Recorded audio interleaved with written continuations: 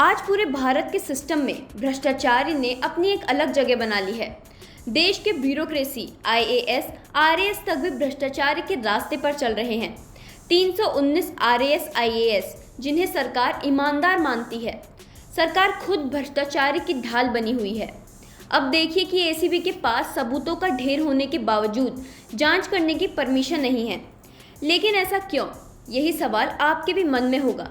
चलिए इसके पीछे का कारण हम आपको बताते हैं। दरअसल ये मामला है राजस्थान के जयपुर का। भ्रष्टाचार निवारण संशोधन अधिनियम 2018 की धारा 17A। ये धारा कहती है कि एसीबी को आरोपी अधिकारी के खिलाफ जांच शुरू करने से पहले उसी विभाग के सक्षम अधिकारी से इजाज़त लेनी होगी। 19% से ज़्यादा मामले में इजाज़त नहीं मिली है। हाल ही में राज्य सरकार ने केंद्र की एसओपी के आधार पर इन नियम को लेकर आदेश जारी किए हैं।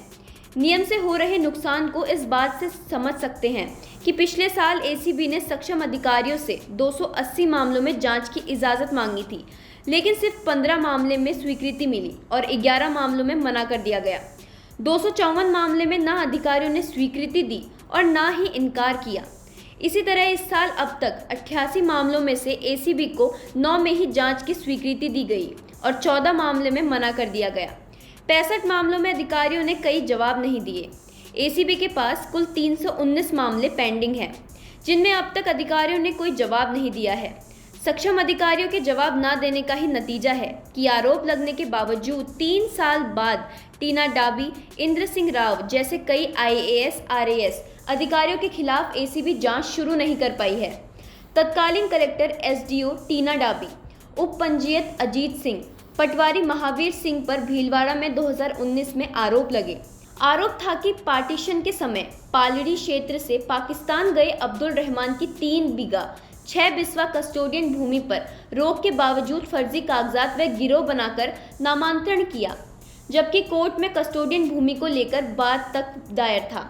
100 फीट रोड जमीन को 30 फीट रोड बताया। लाखों की स्टाम्प ड्यूटी का नुकसान हुआ।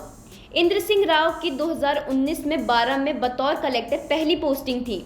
उन पर हाईवे 752 पर फर्जी कागजात के आधार पर पेट्रोल पंप के लिए एनओसी देने का आरोप लगा। दिसंबर 2020 को एक अन्य मामले में पेट्रोल पंप को एनओसी देने में 1.40 लाख रुपए देने के मामले में निलंबित और गिरफ्तारी भी हुई। आरएएस से आईएएस बने राव 31 साल की नौकरी में 6 बार एपीओ भी रहे। कोल ब्लॉक स्कैम की जांच में सीबीआई ने पूर्व कोल सचिव हरीश चंद्र गुप्ता एवं अन्य पर गलत तरीके से कोल ब्लॉक आवंटन के आरोप लगाए। वर्ष 2018 में मामले में दोषी करार दिए गए। हरीश को जेल जाना पड़ा।